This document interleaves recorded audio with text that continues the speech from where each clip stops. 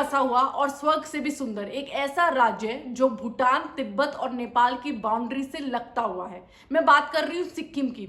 Sikkim one of the most beautiful and unique state of India. लेकिन दोस्तों, क्या आपको पता है कि जो पीसफुल लैंड है वो सिर्फ 50 साल पहले ही इंडिया को मिला था। यानी 1975 में सिक्किम को इंडिया में मर्ज किया गया था और उसको 22nd स्टेट जो है वो बनाया गया था। 75 से पहले जो है वहां पर मोनार्की शासन था, यानी राजा जो है वो राज किया करता था। अब जब इंडिपेंडेंट हुआ भारत यानी 1947 में, उसके बाद सरदार वल्लभ भाई पटेल जो थे वो चाहते थे कि सिक्किम जो है वो भारत में मिल जाए। नेहरू जी नहीं चाहते थे कि जो सिक्किम है वो भारत में मर्ज हो, और उसका रीजन ये बताया जाता है कि वो नहीं चाहते थे कि जो यहाँ के राजा है उनको किसी भी तरीके से अपसेट किया जाए। यानी अगर राजा अपसेट हो जाता है तो वो हो सकता है कि यूनाइटेड नेशंस में चला जाए और वहां पर जाकर जो है वो पूरे भारत की जो है वो बदनामी हो सकती थी। और इस रीजन से नेहरू ने कभी भी सिक्किम की तरफ नहीं देखा कि उसे मर्ज भी किया जा सकता है।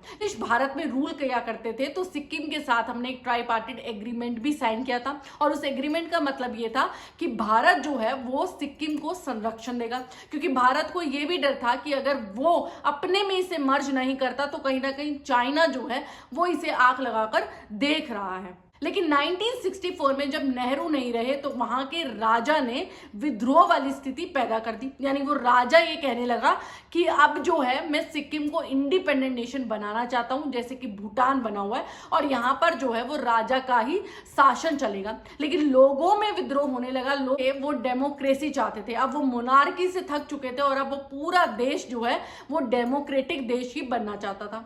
तो यहाँ 1975 में जब इंदिरा गांधी शासन किया करती थी तो वहां पर उन्होंने आर्मी को भेजा, और आर्मी को भेजने का मतलब ये था कि वहां पर जो सिक्किम को भारत में मर्ज किया जाए। लेकिन मर्ज करने का जो तरीका था वो डिक्टेटरशिप नहीं था, ये तरीका ये था कि हम वहां पर वोटिंग भी कराएं।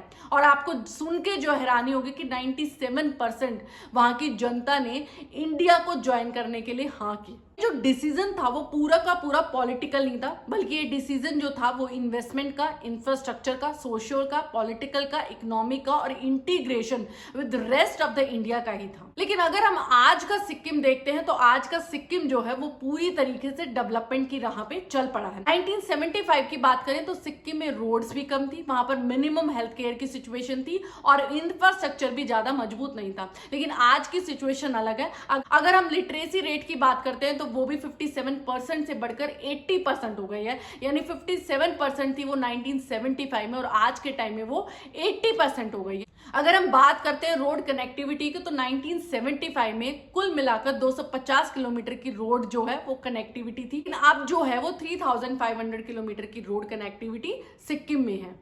और अगर हम टूरिज्म को यहाँ पर भूले ना तो 1975 में करीब करीब 1 लाख जो लोग थे वो एनुअली यहाँ पर जाते थे, लेकिन अब वो बढ़कर 15 लाख जो है वो हो चुका है। और सिक्किम जो है वो फर्स्ट 100% ऑर्गेनिक फार्मिंग का स्टेट बन चुका है। चीजें हैं सिक्किम की जो बहुत ज्यादा इंटरेस्टिंग है, जैसे कि नो टैक्स वाली पॉलिसी। अब नो टैक्स की पॉलिसी सुन के लोगों को थोड़ा सा अचंभा होगा कि जब इतना ज्यादा टैक्स लोग भरते हैं इंडिया के, तो सिक्किम ऐसा स्टेट कैसे है जो कि कोई भी टैक्स नहीं देता है। उसका रीजन ये है कि जब 1975 से पहले यहाँ पर मोनार्की शासन था और ट्राईपार्टिट एग्रीमेंट पर साइन हुआ था, तो वो इन्हीं शर्तों पर हुआ था कि वहां पर जो राजा है वो लोगों से टैक्स नहीं लेता है, और यही जो है वो भारत सरकार को भी मानना पड़ेगा। यानी भारत सरकार भी जो है इन लोगों से टैक्स नहीं लेती है। लेकिन इसकी भी कंडीशंस है कि वो लोग जन्मे हैं वही इस सुविधा का लाभ ले सकते हैं, लेकिन इसके साथ साथ कुछ कंडीशंस भी हैं जो फॉलो करनी पड़ती हैं।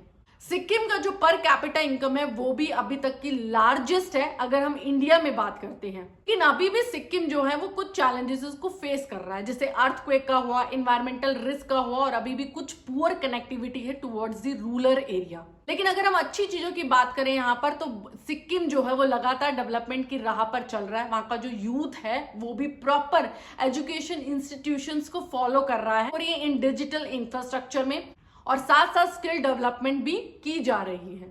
सिक्किम का जो अभी ओवरऑल फोकस है वो यही है कि सस्टेनेबल ग्रोथ किया जाए, डेवलपमेंट किया जाए, लेकिन नेचर को नुकसान पहुंचा के नहीं। लेकिन वो ऐसा डेवलपमेंट चाहते हैं जिसमें नेचर को भी नुकसान ना पहुंचे और साथ साथ लोगों को भी एम्पावर किया जाए। लेकिन दोस्तों सिक्किम जो है अभी डेवलपमेंट की राह पे जो है वो आगे बढ़ रहा है और बहुत चीजें जो है वो सिक्किम की लोगों को सीखने को भी मिल रही है। कुछ लोग जो हैं वो सिक्किम को मैप में डालने से भी कतरा रहे हैं। रिसेंटली एक न्यूज आई कि द हिंदू करके जो एक न्यूज़पेपर है उसने मैप को प्रकाशित किया और उस मैप में सिक्किम को डालना ही भूल गए, यानी सिक्किम का जो पार्ट है, सिक्किम का जो एरिया है जो कि इंटीग्रल पार्ट है इंडिया का, उसे डालना ही वो भूल गए। इससे वहां के जो सीएम हैं और जो कुछ मिनिस्टर्स हैं उन्हें काफी दुख भी हुआ है और वो इस चीज का खंडन भी करते हैं। तो आपकी क्या राय है, आपको क्या लगता है कि सिक्किम जो हिडन जेम है और लगातार जो है डेवलपमेंट की राह में आगे बढ़ रहा है, लेकिन कुछ लोग अभी भी जो है सिक्किम को मैप में डालने से कतरा रहे हैं, क्या वो सही आइडियोलॉजी को फॉलो कर रहे हैं? आप अपनी जो राय है वो कमेंट बॉक्स में जरूर डालें, क्योंकि हम ऐसे हिडन जेम्स की जो वीडियोस हैं वो लगातार बनाएंगे और आप तक पहुंचाएंगे भी। और अगर आपको ये वीडियो इंफॉर्मेटिव लगी हो तो प्लीज इस वीडियो को लाइक करें, जितना हो सके शेयर करें, मेरे चैनल को सब्सक्राइब करना ना भूलें। Thank you for watching.